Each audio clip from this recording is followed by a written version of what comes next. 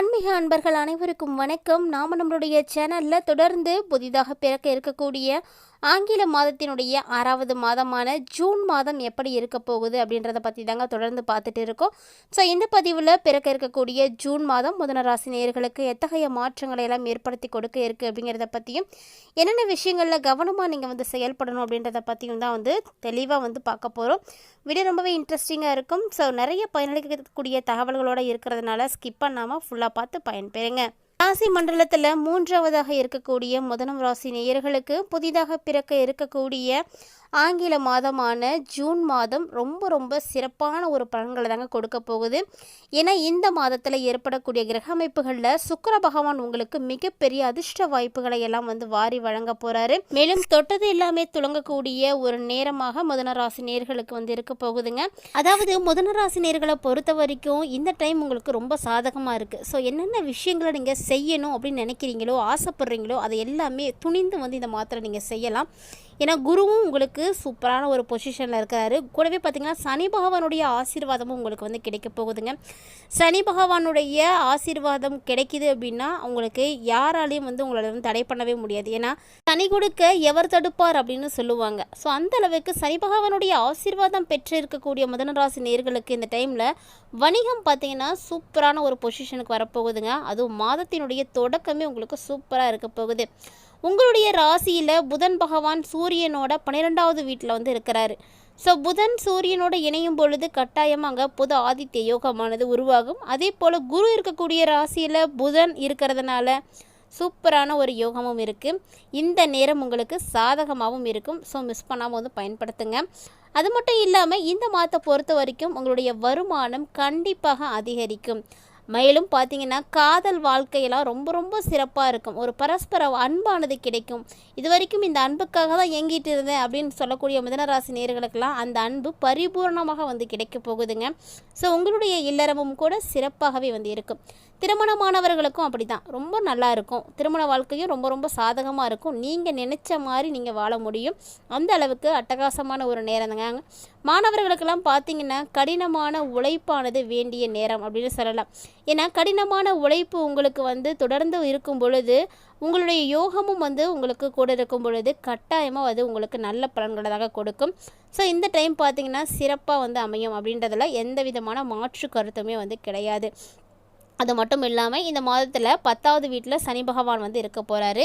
So 10ல் சனி இருக்கிறதுனால உங்களுடைய வீட்டிற்கு அதிபதியாக இருக்கக்கூடிய சனீஸ்வர பகவான் 7வது வீட்டிற்கு அதிபதியாகவும் இருக்கக்கூடிய இந்த ஒரு தருணத்தில் குருவும் இந்த மாதம் முழுக்க உங்களுக்கு ரொம்ப ரொம்ப சப்போர்ட்டிவாக ஃபஸ்ட் இடத்துல இருக்கிறாரு. இப்படி எல்லா கிரகங்களுடைய பொசிஷனுமே உங்களுக்கு சாதகமாக இருக்கிறதுனால தொழில்துறையில் மிகப்பெரிய வெற்றிகளை பெறுவீங்க. ஸோ தொழில் தொடங்கலாமா வேணாமா அப்படின்ற ஒரு ஆப்ஷனே வேணாங்க. நீங்கள் கண்டிப்பாக இந்த டைமில் ஸ்டார்ட் பண்ணிவிடுங்க. ஏன்னா கிரகநிலைகள் சாதகமாக இருக்கும் பொழுது நிச்சயமாக நீங்கள் சின்னதாக ஒரு நகர்வுகளை செய்தீங்க, ஒரு மாற்றங்களை செய்தீங்க அப்படின்னா கூட அது உங்களுக்கு பெரிய அளவில் மிகப்பெரிய மாற்றங்களையும் முன்னேற்றங்களையும் கொடுக்கும். ஸோ இதெல்லாம் மறந்துடக்கூடாது. அதனால் மிதுன ராசி நேயர்களுக்கு இந்த ஜூன் மாதத்தில் நீங்கள் என்னெல்லாம் செய்யணும் அப்படின்னு ஆசைப்பட்றீங்களோ செய்யுங்க.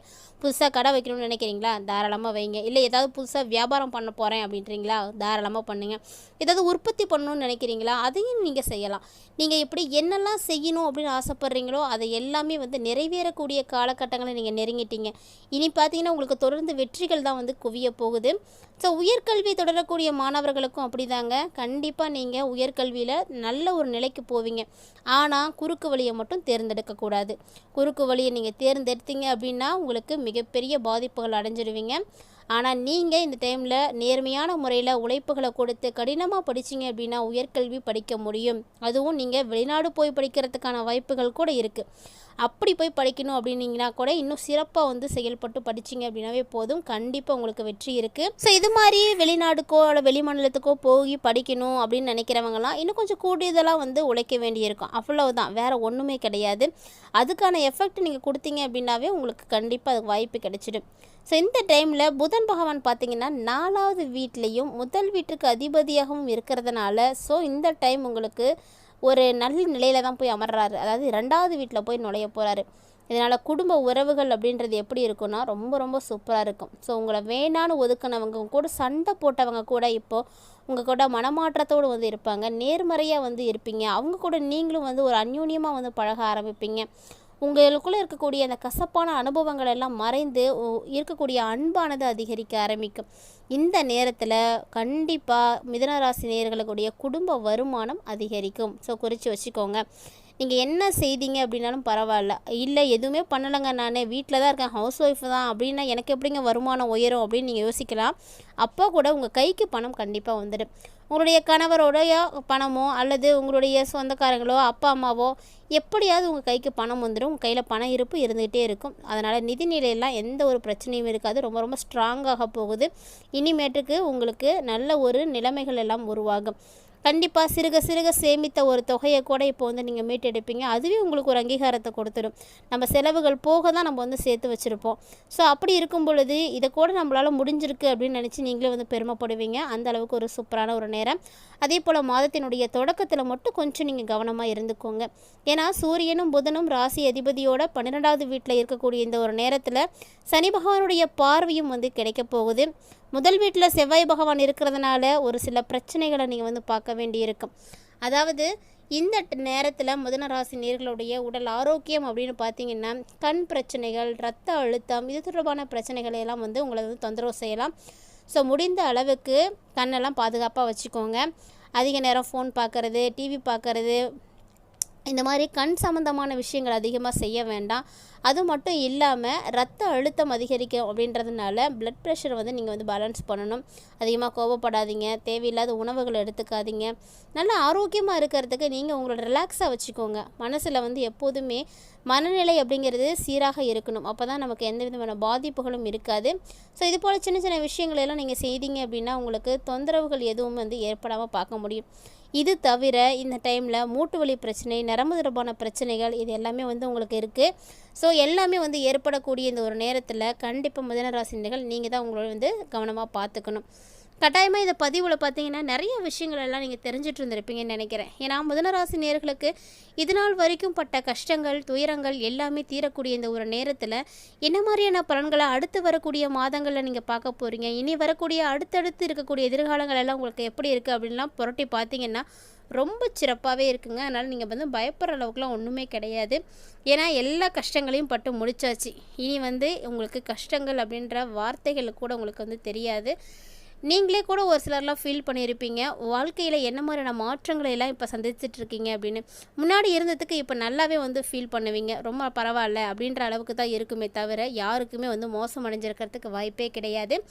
ஏன்னா ஒவ்வொரு விதமான கிரக சூழ்நிலைகளும் வந்து மாறும் பொழுது கட்டாயமாக நம்மளுடைய வாழ்க்கையினுடைய தரமும் மொத்தம் மாற ஆரம்பிச்சிடும். அந்த மாதிரி தான் மிதுனராசி நேயர்களுக்கு எல்லாமே வந்து சிறப்பாக நடந்துட்டு இருக்கக்கூடிய இந்த நேரத்தில் உங்களுக்கு மாற்றங்கள் நிகழாமையாக இருந்திருக்கும். நிச்சயமாக வந்து பார்த்துருப்பீங்க. அதுவும் மே மாதத்தினுடைய இறுதியிலேருந்து நீங்கள் பார்க்குறதுக்கு நிறைய வாய்ப்பு இருக்குங்க. அதுவும் ஜூன் பிறக்க போகிற இந்த ஒரு தருணத்தில் கண்டிப்பாக அதனுடைய எஃபெக்ட் வந்து எப்போலேருந்து இருக்க ஆரம்பிச்சிடும்.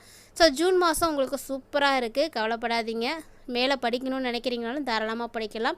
இல்லை நான் ஏதாவது பிஸ்னஸ் ஸ்டார்ட் பண்ண போகிறேன் அந்த மாதிரியான ஐடியாஸ்லாம் இருக்குது அப்படின்னா கண்டிப்பாக செய்யுங்க. அது வேலைக்கு போகக்கூடிய பெண்களாக இருக்கட்டும், குடும்ப பெண்களாக இருக்கட்டும், கண்டிப்பாக ஏதாவது ஒரு தொழில் செய்கிறதுக்கு முயற்சி பண்ணுங்கள்.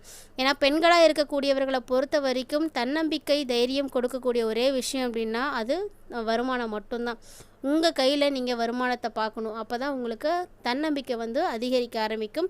எல்லா பிரச்சனைகளையும் சமாளிக்கக்கூடிய தைரியமும் வந்து பிறக்கும்.